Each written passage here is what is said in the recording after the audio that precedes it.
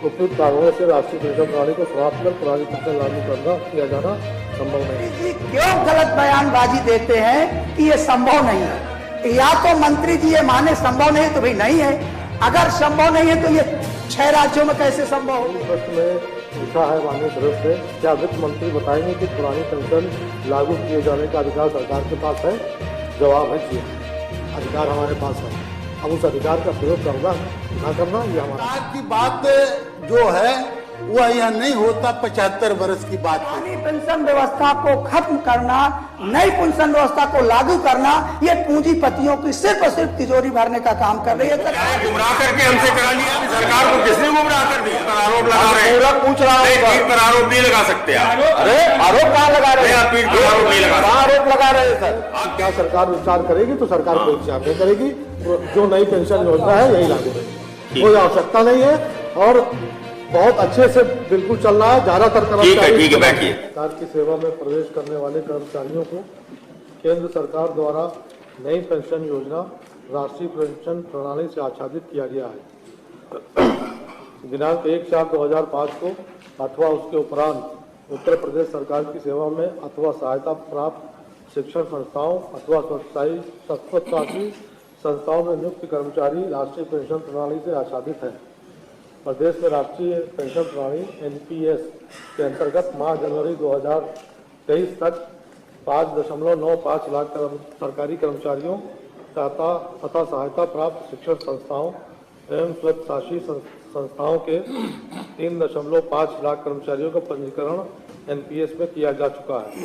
माह जनवरी 2023 तक सरकारी कर्मचारियों के प्रांत परमानेंट रिटायरमेंट अकाउंट नंबर खातों में रुपए 28,836 करोड़ की धनराशि तथा सहायता प्राप्त शिक्षण संस्थाओं एवं स्वच्छासी संस्थाओं के कर्मचारियों के प्रांत खातों में रुपए 14,262 करोड़ की धनराशि अंतरित की जा चुकी है।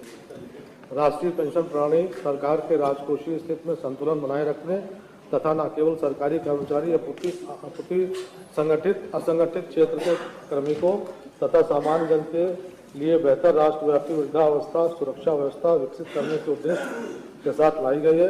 उपयुक्त कारणों से राष्ट्रीय पेंशन प्रणाली को समाप्त कर पुरानी पेंशन लागू करना किया जाना संभव नहीं है। माननीय डॉक्टर मान सिंह जी।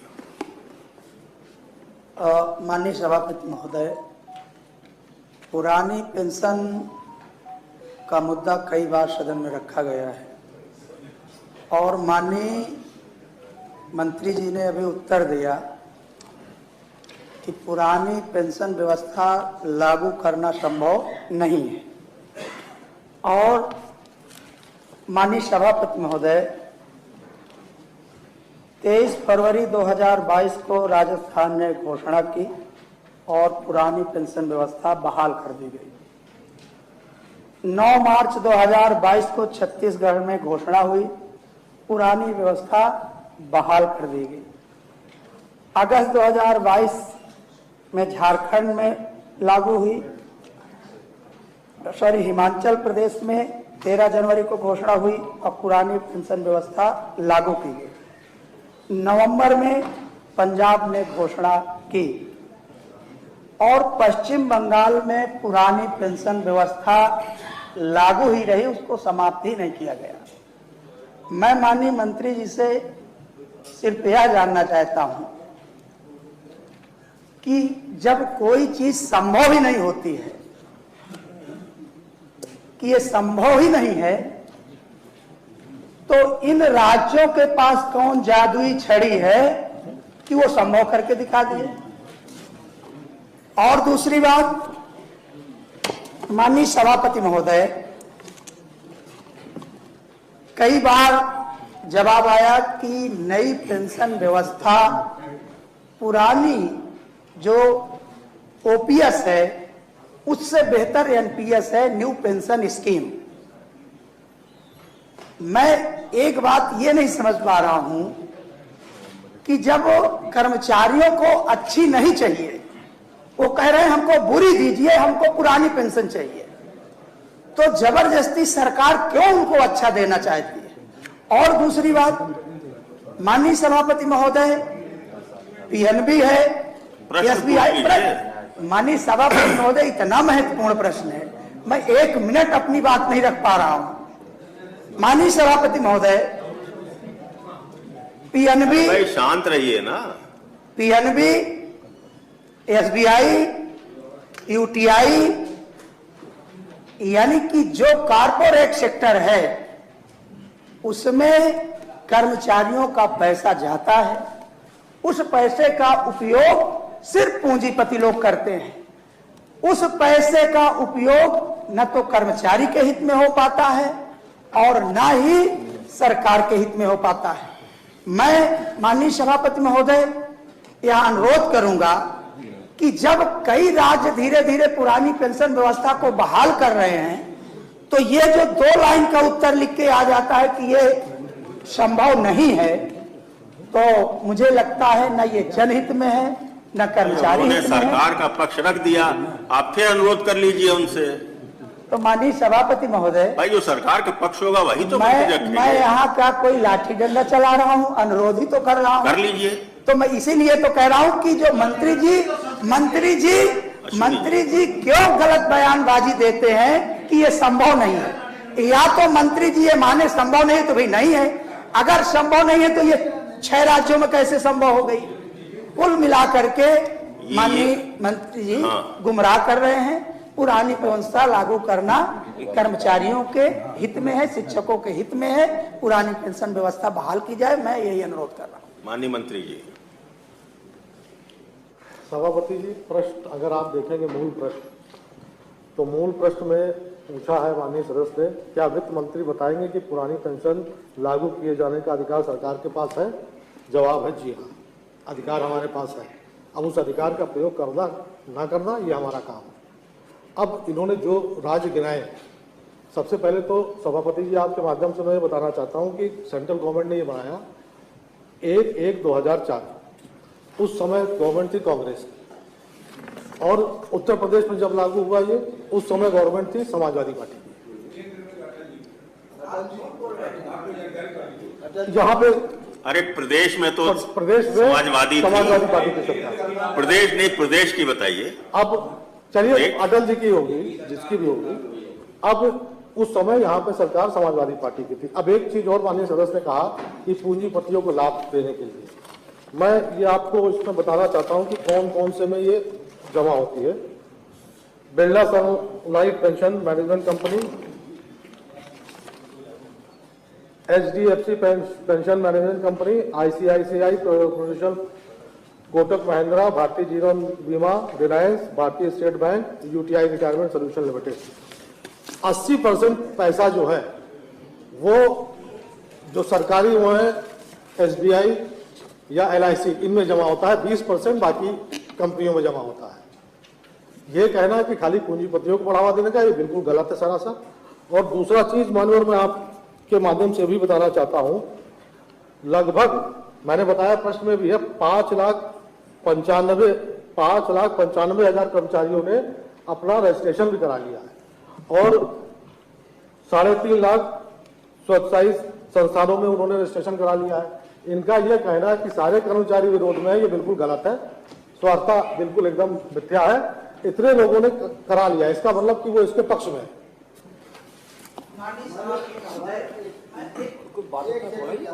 एक मिनट सुन लीजिए माननीय चौधरी साहब। था अच्छी तरह से याद होगा शायद मौर्य जी को और हमारे साथियों को, जब आदरणीय अटल जी ने ये केंद्र में बनाया था, प्रस्ताव रखा था, सभी राज्यों की सहमति थी। ये सर्वसम्मति से पास हुआ था पूरे देश के मुख्यमंत्रियों की, और माननीय उस समय समाजवादी पार्टी के ही नेता यहाँ चीफ मिनिस्टर थे। तो ये तो सर्वसम्मति से हुआ, इसमें कोई उस समय विवाद भी नहीं त्रिपाठी जी। अभी माननीय दोनों आदरणीय मंत्रीगण ने जवाब दिया। एक तो मैं यह जानना चाहता हूं कि पुरानी पेंशन लागू किए जाने का अधिकार सरकार के पास है, तो किन परिस्थितियों में नवीन पेंशन योजना लागू हुई? नंबर 1। नंबर 2, जो माननीय मंत्री, वो परिस्थितियां तो जिस समय जिनकी सरकार थी, नहीं जी जिन्होंने लागू की है वो बताएंगे। सरकार की बात जो है वह यह नहीं होता, 75 वर्ष की बात होती। जो नहीं हुआ तो जो जिसने नहीं किया नहीं किया। अगला प्रश्न, अब तो अगला प्रश्न है कि जो माननीय मंत्री जी ने कहा कि ये सभी राज्यों का वह था, आश्वासन था या तैयार थे। मेरा यह कहना है कि एक कोई जैसे 1 अप्रैल 2004 में लागू हुई पुरानी पेंशन केंद्र में, और इस प्रदेश में 1 अप्रैल 2005 को लागू हुई। सरकार समाजवादी पार्टी की थी। यदि इन्होंने गलती किया तो इस प्रदेश के पूरे शिक्षकों को और पूरे राज कर्मचारियों को, वही तो सुधार कर रही है हमारी यह सरकार।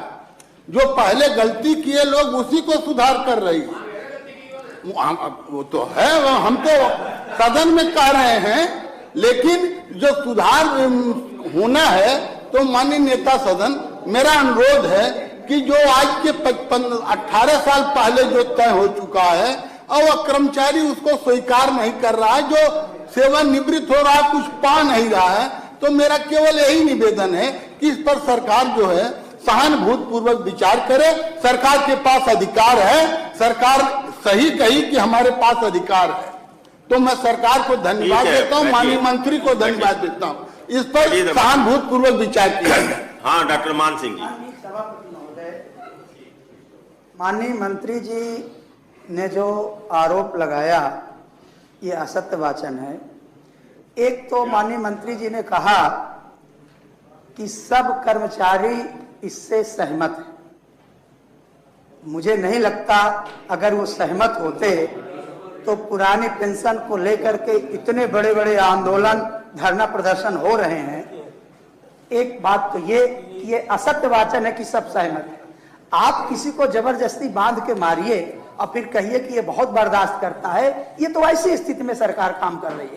पर माननीय सभापति में तो 1 मिनट में पूछिए या अनुरोध करिए। और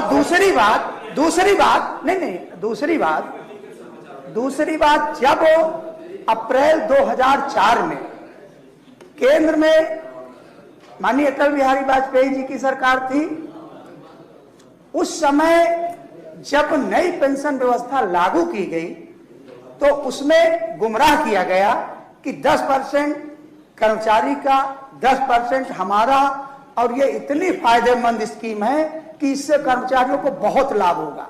इसकी डीमेरिट पर कोई चर्चा नहीं की गई, इसकी डीमेरिट पर कोई चर्चा नहीं की गई। जब समाजवादी पार्टी की सरकार बनी, जैसे अभी माननीय मंत्री जी कह रहे थे, माननीय सभापति महोदय, समाजवादी पार्टी के घोषणा पत्र में स्पष्ट उल्लेख किया गया कि समाजवादी पार्टी की सरकार जैसे ही बनती है हम पुरानी व्यवस्था को बहाल करेंगे। मैं ये नहीं, अगर माननीय सभापति महोदय, माननीय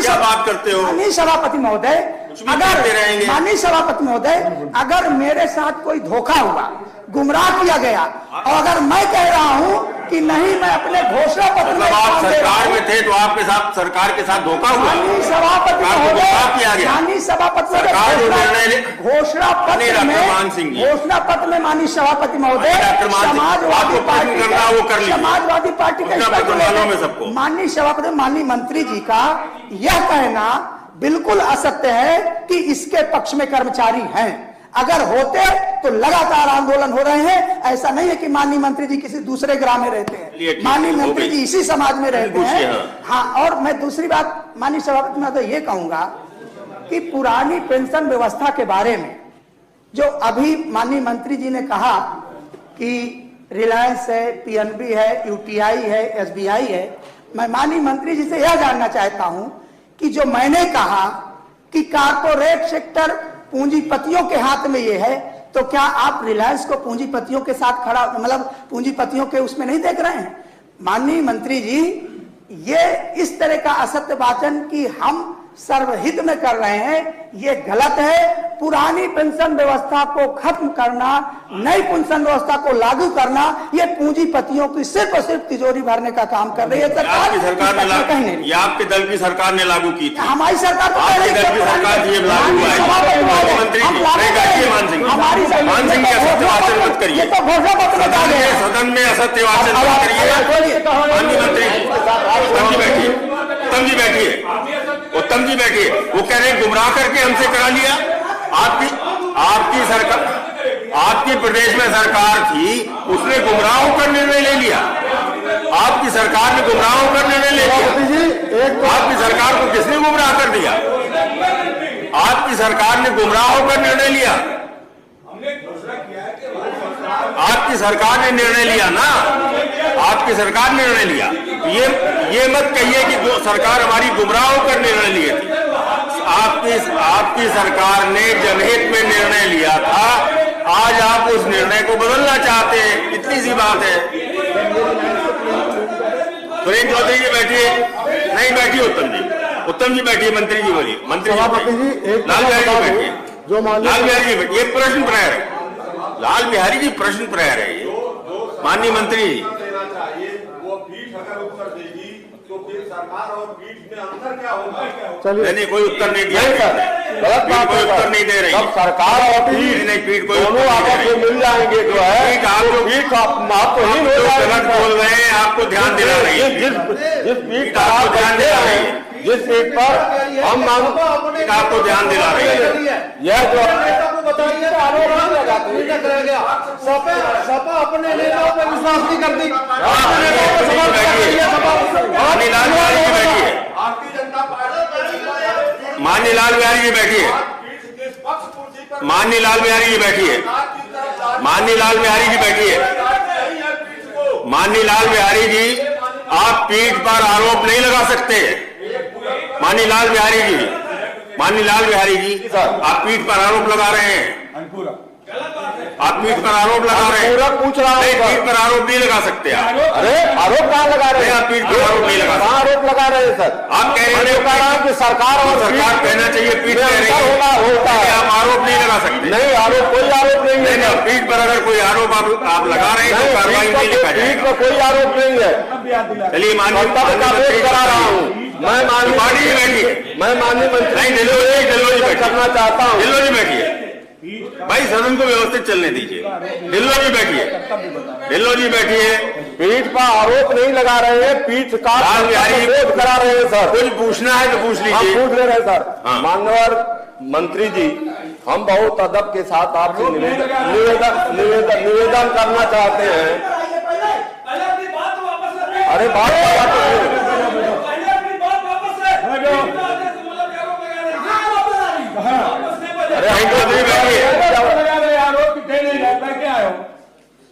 मान्यवर अरे अश्विनी जी हाँ, लाल बिहारी, बड़ा महत्वपूर्ण समय होता कि ये पुरानी पेंशन जिसको बुढ़ापे का लाठी कहा जाता है, यह रिटायर होने के बाद हर व्यक्ति के लिए बहुत आवश्यक होती है। लेकिन आज न्यायपालिका और विधायिका दोनों में पुरानी पेंशन लागू है। केवल कार्यपालिका में भी कुछ लोगों को लागू है, केवल जो है कार्यपालिका में कुछ एक बड़े भाग पर इसको लागू नहीं है। हम आपसे निवेदन करेंगे कि क्या इस पर पुनर्विचार आप करेंगे? माननीय मंत्री जी। सभापति जी, प्रश्न तो कोई पूछा नहीं गया, प्रश्न तो कोई आया नहीं, लेकिन मैं फिर भी अपनी तरफ से बता दूं, जो 10% सरकार का था उसको बढ़ा के सरकार ने अपना जो वो है वो 14% कर दिया, 14% कर दिया। दूसरा, जो किसी कर्मचारी की अगर इस बीच मृत्यु हो जाती है तो जो फैमिली पेंशन मिलती है उसके परिवार को, उसमें उसकी फैमिली के पास ये चॉइस है कि वो पुरानी पेंशन ले सकता है या नई पेंशन ले सकता है। ये चॉइस भी सरकार ने उसमें डाल दी है। ठीक है। दूसरा, जो आपके भाई ने पूछा माननीय सदस्य ने कि क्या सरकार विचार करेगी, तो सरकार कोई विचार नहीं करेगी। जो नई पेंशन योजना है यही लागू रहेगी, कोई आवश्यकता नहीं है और बहुत अच्छे से बिल्कुल चल रहा है। ज्यादातर ठीक है, बैठिए। प्रश्न संख्या 2।